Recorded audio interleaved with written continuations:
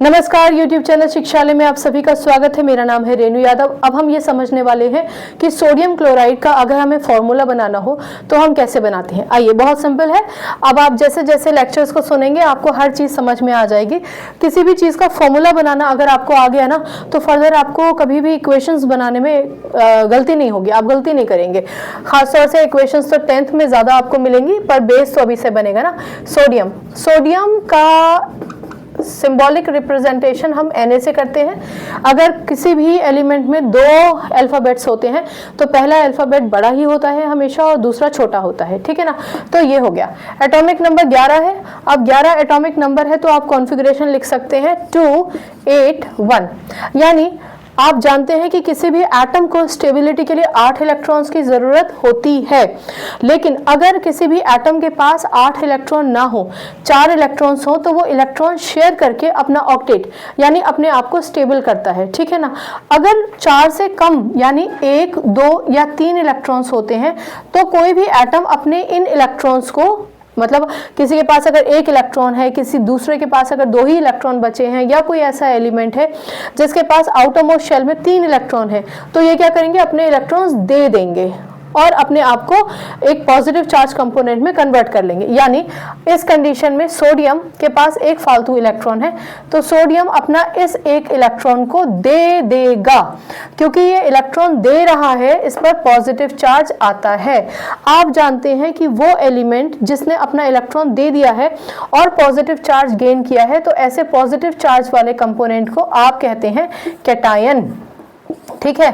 Particularly cation कहेंगे और वैसे जनरली आप आयन कहते हैं, ठीक है ना।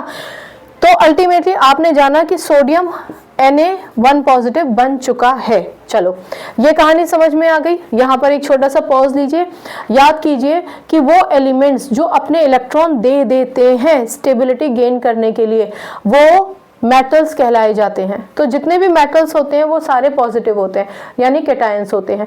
किसी भी तरीके के एक्सेप्शंस की मैं बात इस समय नहीं कर रही हूँ। अब आ जाते हैं क्लोरीन पर। क्लोराइड आप समझ गए होंगे। क्लोरीन, चलिए यहाँ पहले डिस्कस करते हैं फिर याद दिलाऊंगी। Chlorine representation capital C small l, atomic number 17, configuration 2, 8 and 7। छोटा पॉज लीजिए, यहाँ आ जाइए। कोई भी एटम स्टेबिलिटी के लिए 8 इलेक्ट्रॉन की दरकार करता है, रखता है। अगर 8 के आधे 4 हो तो वो इलेक्ट्रॉन शेयर करके अपने आप को स्टेबल करता है।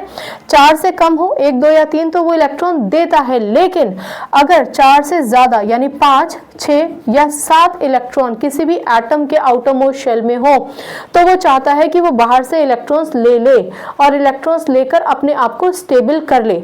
इस कंडीशन में क्लोरीन के केस में आप देख रहे हैं कि उसके आउटर मोस्ट शेल में 7 इलेक्ट्रॉन है, यानी उसको 1 इलेक्ट्रॉन की, सिर्फ 1 इलेक्ट्रॉन की कमी है। तो क्लोरीन 1 इलेक्ट्रॉन एक्सेप्ट कर लेगा और उस पर एक ही नेगेटिव चार्ज आएगा। याद रखिए कि अगर आपको किताबों में ऐसे दिखाई देता है तब भी कोई फर्क नहीं है। नॉर्मली हम 1 नेगेटिव या 1 ये इस तरीके से नहीं शो करते, क्योंकि अगर यहाँ कोई नंबर नहीं लिखा है तो हम मान के चलते हैं कि 1 ही है, ठीक। तो अल्टीमेटली ये हुआ कि ये हो गया आपका Cl1 नेगेटिव। यहाँ एक छोटा सा पॉज लीजिए और याद कीजिए, वो एलिमेंट्स जो इलेक्ट्रॉन्स लेते हैं अपना ऑक्टेट कंप्लीट करने के लिए वो अक्सर नॉन मेटल ही होते हैं, नॉन मेटल ही होते हैं। हम किसी एक्सेप्शन की बात इस समय नहीं कर रहे हैं। तो ये तो आप जानते हैं कि ये हो गया नॉन मेटल। और वो एलिमेंट जिसने 1 इलेक्ट्रॉन लिया है, 2 इलेक्ट्रॉन या 3 इलेक्ट्रॉन लिए हैं और नेगेटिव चार्ज गेन किया है, उसको हम स्पेसिफिकली पर्टिकुलरली एनायन कहते हैं और कॉमनली हम उसको आयन कहते हैं, ठीक है। आपको मैं याद दिलाना चाहूंगी कि इसका नाम रहेगा सोडियम आयन, ठीक है, या फिर सोडियम कैटायन। कैटायन हम नहीं लिखते, आयन ही लिखते हैं। और इसका जो नाम होगा वो होगा क्लोराइड आयन। तो अभी जो थोड़ी देर पहले मैं आपसे कह रही थी वो ये था, क्लोराइड। आप जानते हैं कि जितने भी नॉन मेटल्स होते हैं जब वो इलेक्ट्रॉन गेन कर लेते हैं तो उन नॉन मेटल्स का नाम बदल जाता है, यानी क्लोरीन बन जाएगा क्लोराइड, ठीक है। ऑक्सीजन बन जाता है ऑक्साइड, ठीक है। चलिए, तो अब जो मेन मुद्दे की बात है वो है Na पॉजिटिव और Cl नेगेटिव, राइट। अब हम देखेंगे कि हमें फॉर्मूला कैसे बनाना है।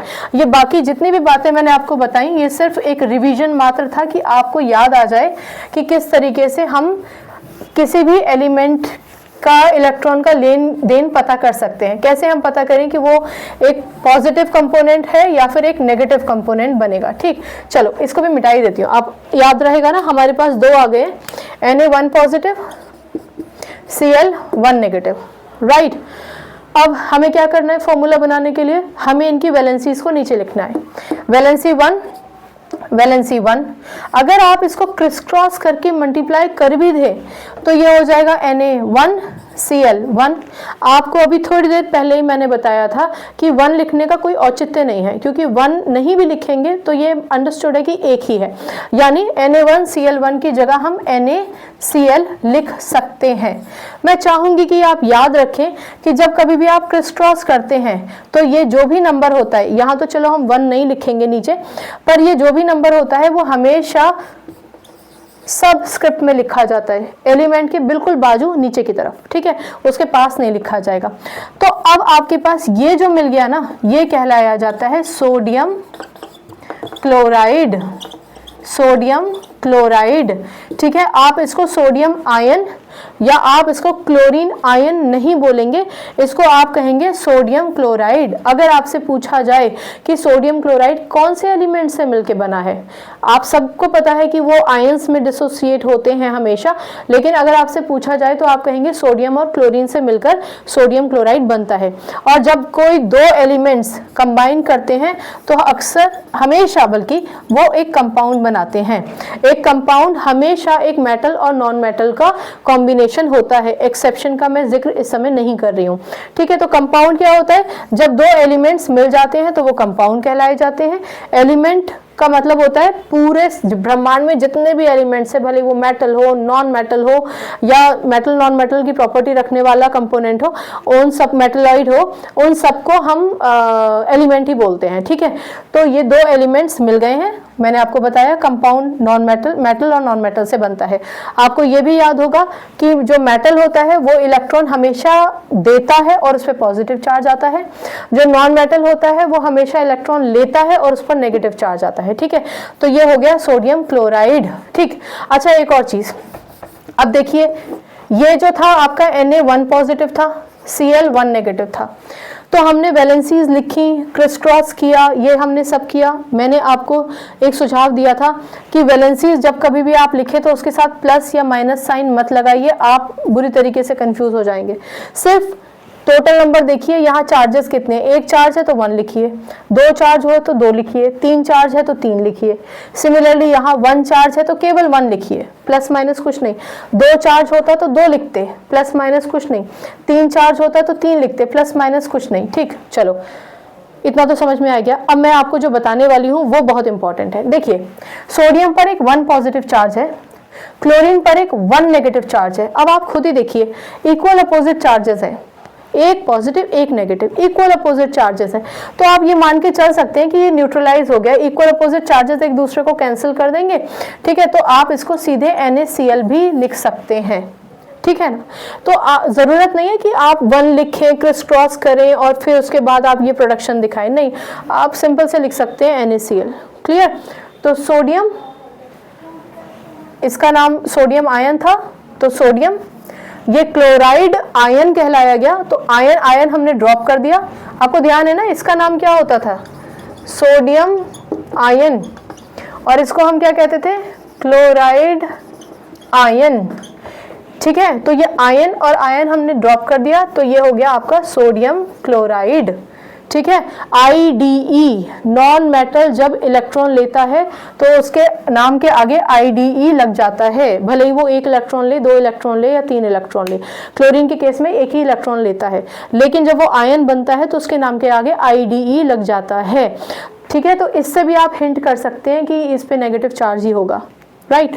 वेल, तो लेक्चर सुनते सुनते आपको सब याद हो जाएगा, एटॉमिक नंबर भी, कौन किस तरीके का आयन है, कैटायन है, एनायन है, वो सब याद हो जाएगा। याद रखिए, कैटायन एक आपने सिंबल बनाया, उसे काट दिया, कैटायन पर हमेशा पॉजिटिव साइन होता है, ठीक है, वो इलेक्ट्रॉन देता है। एनायन पर हमेशा माइनस साइन होता है, नेगेटिव साइन होता है, वो इलेक्ट्रॉन लेता है।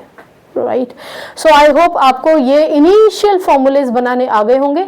अब हम कुछ ऐसे भी केसेस डिस्कस करेंगे जहां पर एक एलिमेंट एक पॉली एटॉमिक कंपोनेंट के साथ रिएक्ट करेगा, तो वो कैसे रहेगा, वो भी एक इंटरेस्टिंग पार्ट होगा फॉर्मूला बनाने का। फिलहाल आज के लिए ये जो दो मेथड्स बताए हैं ना, दो एग्जांपल्स बताए हैं, इसको अच्छे से एनग्रॉस कर लीजिए, ठीक है। और स्पीड का अगर मसला हो तो कोई सेटिंग होती है ना यूट्यूब में जहां आप स्लो कर सकते हैं, फास्ट करके सुन सकते हैं, राइट। एक और चीज़, जब आपसे फॉर्मूला पूछा जाए सोडियम क्लोराइड का, तो ये जो हमने इससे पहले जो भी लिखा था बोर्ड पे, कॉन्फ़िगरेशन देना लेना, वो लिखने की ज़रूरत नहीं है। अगर आपको एटॉमिक नंबर याद है तो आपको खुद ब खुद पता चल जाएगा कि ये इलेक्ट्रॉन देता है, ये इलेक्ट्रॉन लेता है, आपको सिर्फ क्रिस क्रॉस करना होगा। लेकिन अगर आपको याद नहीं रहता तो बिल्कुल हेजिटेट मत कीजिए, रफ प्लेस में एटॉमिक नंबर, कॉन्फ़िगरेशन, इलेक्ट्रॉन देगा या लेगा, अपने आप को समझा लीजिए। उसके बाद फिर आप इस तरीके से रिप्रेजेंटेशन करके फॉर्मूला बना सकते हैं। डन, ठीक है। तो कोई डाउट हो तो मुझसे पूछ लीजिएगा। बाकी केमिस्ट्री से अपनी केमिस्ट्री अच्छी बनाइए, शिक्षा ले आइए, अपना ख्याल रखिए, खुश रहिए, अच्छा सोचिए, ऊंचा सोचिए। नमस्कार।